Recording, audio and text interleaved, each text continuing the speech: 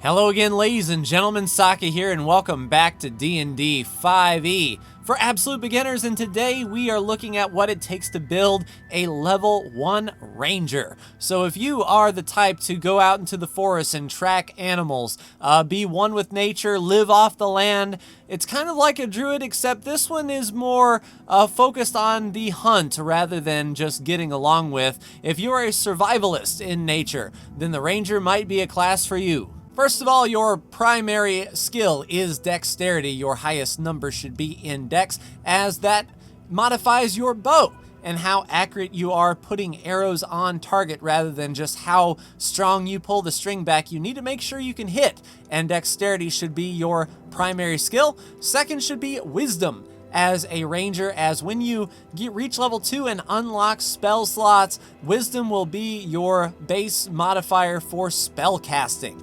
And of course, if you have a third highest number, probably wouldn't hurt to put it in Constitution, as that amplifies your hit points each and every level, and it's not a bad deal. Your hit dice for the Ranger is the D10 plus Constitution modifier. Your starting hit points will be a full 10 plus whatever modifier you have over here. So at minimum, 10 hit points. Hopefully, you don't have a negative in your Constitution. That would be a little bit crazy, or the dice are not in your favor. But 1d10 plus con for every level after that. Your armor proficiencies are light armor, medium armor, and shields. So the ranger is not really restricted to a bow. Every ranger comes with one. So you can use melee weapons as well, keeping in mind that will be based on your strength. But it's never bad to have a blade, because you do get disadvantage if you try to shoot something with your bow that is literally right in front of you or laying on the ground. You might miss. So it's not bad to have a sword by your side. Speaking of weapons, you are familiar with both simple and martial weapons as well. So a short sword might be on your side, or a sickle, a dagger, a club. Whatever you want to roll with or find, you have no problems using melee weapons. And as you are a character of the world, your saving throw will be athletics, as you have probably ran through the forest tracking big game, and dexterity, because you are a very nimble person as well. Considering how you can use the bow like it's going out of style, your dex is your saving throw as well.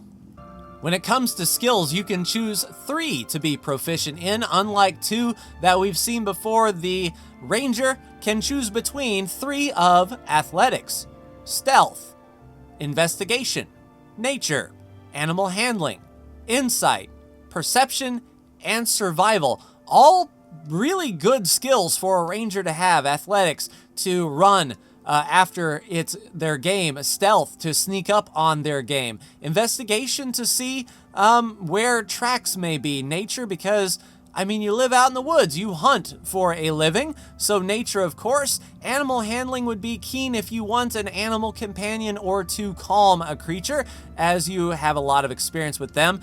Insight, that's more character if you want to know if someone's lying, but insight about a certain place or something like that might not be too bad. Perception, because you need your head to be on a swivel. When you're hunting big game, you certainly don't want to be snuck up on. And survival, making it out there in the wilderness all alone, making your own food, boiling your own water, you know, living off the forest, essentially. So any one of those 3 skills would do a ranger well, so it's up to you. Once again, of course, based on your background and your racial skills, you might be able to get away with getting all of these if you choose the right classes.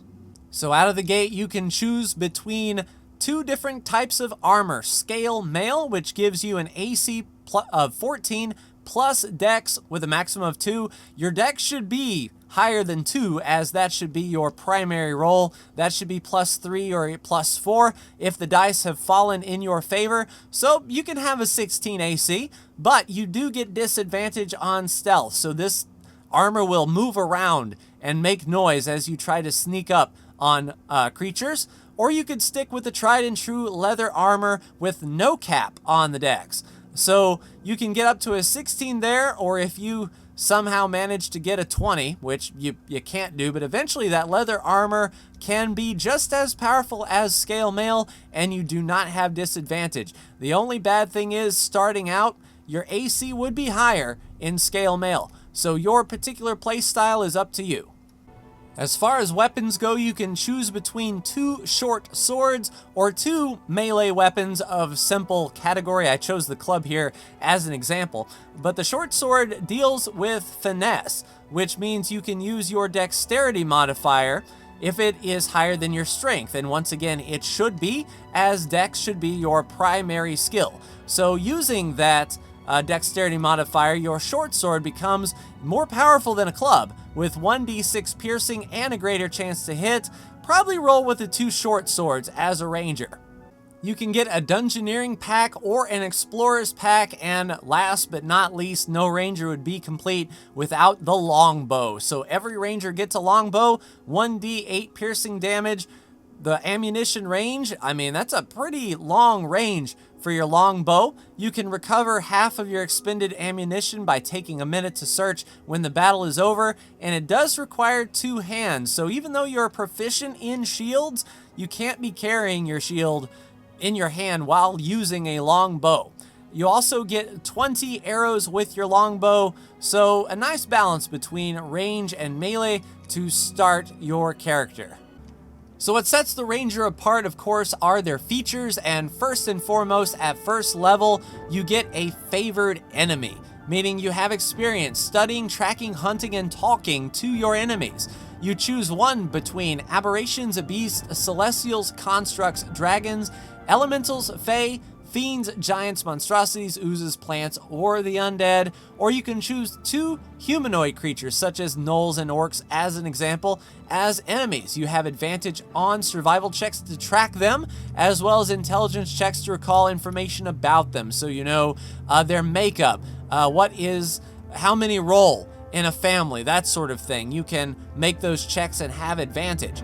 You also learn one language of your choice that is spoken by your favorite enemy. So if you chose dragons as your favorite enemy, you pick up Draconic, etc. You also get 1 additional favorite enemy and their language at 6th and 14th levels, and your choices should reflect the types of monsters that you encounter. So if your dungeon master says there will be no dragons in Dungeons & Dragons, of course, picking dragon as a favorite enemy isn't exactly the wisest move. So, you know, see what you've been fighting, what you might fight in the future to make your choices about your favorite enemy. Next, you are a natural explorer, so you choose one type of favored terrain. This is a biome that you are the best in: Arctic, coast, desert, forest, grassland, mountain, swamp, or the Underdark.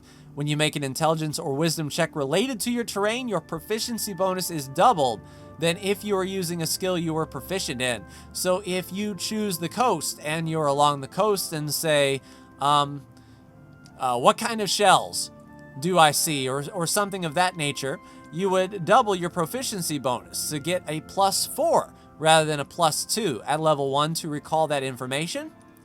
Difficult terrain in that does not slow your group's travel. Your group cannot become lost except by magical means. Even when you're engaged in another activity while traveling, such as foraging, navigating, or tracking, you will remain alert to danger. If you're traveling alone, you can move stealthily at a normal pace.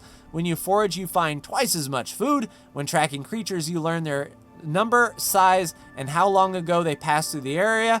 You get additional terrain types at 6 and 10. So level 6, as you can see, is pretty big for the ranger, as they get a new favored enemy and a new favored terrain. And you do get spells. As you level up, you get your spell casting, you'll get fighting styles, you'll get to pick between the hunter and the beast master subclass as you continue to level up your ranger, so not bad at all.